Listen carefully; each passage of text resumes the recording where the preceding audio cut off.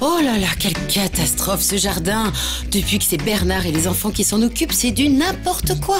C'est pas très étonnant, ma fille. Les plantes malades, il faut les envoyer à la déchetterie, pas les mettre au compost dans le fond du jardin. Bernard! Mieux vaut prévenir que guérir.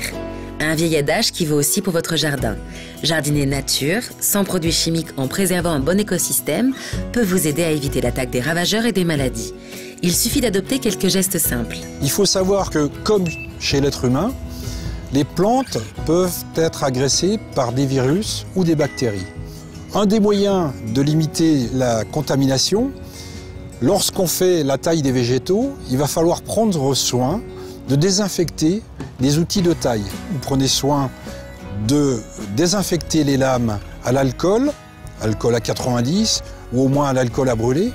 Vous allez tuer le virus ou la bactérie qui peuvent s'être déposés sur la lame. Les maladies les plus courantes qui peuvent toucher vos plantations sont d'une part le mildiou qui va s'attaquer à la famille des solanacées, les pommes de terre, les tomates, les aubergines, les poivrons et les piments bien évidemment.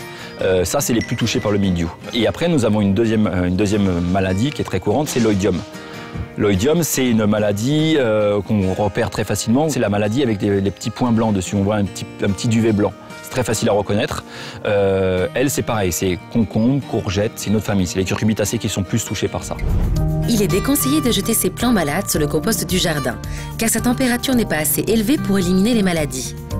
Et surtout, ne les abandonnez pas dans un coin du jardin.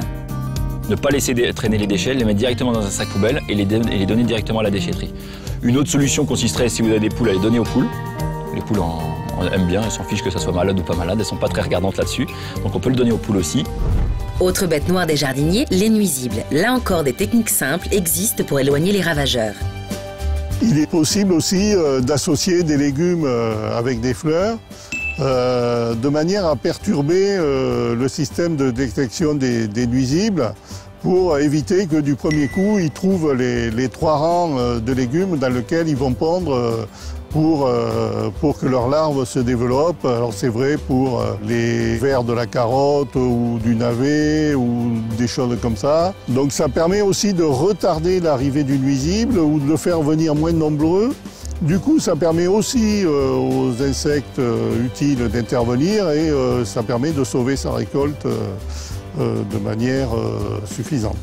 Tout ça se passe naturellement et sans ajouter de produits. Enfin, une autre recommandation pour éloigner les maladies et les nuisibles, l'espacement des plantations qui a pour vertu de favoriser le séchage de vos feuillages. C'est-à-dire qu'en écartant les pieds, l'air va circuler plus facilement à l'intérieur et donc va sécher vos plantes. Les maladies cryptogamiques, donc les maladies à champignons, se développent essentiellement avec l'humidité. S'il n'y a plus d'humidité, il n'y a plus de maladie. L'infection va disparaître. Mais l'espacement est intéressant pour une autre raison. Certains petits insectes qui volent très mal ou très peu vont avoir beaucoup plus de mal à faire des grandes distances que des petites distances, bien évidemment. Si les feuilles sont très proches ou même se touchent, comme dans beaucoup de jardins on peut voir, si les feuilles se touchent, il n'y a aucun problème pour un puceron ou pour un autre insecte d'aller d'une feuille à un autre. Pour préserver votre jardin des maladies, pensez à bien nettoyer vos outils. Il est aussi indispensable d'envoyer ces déchets végétaux malades vers la déchetterie. Enfin, ne serrez pas trop les plantations pour éviter l'humidité. Bernard, à partir d'aujourd'hui, c'est Papy qui s'occupe du jardin. Youpi!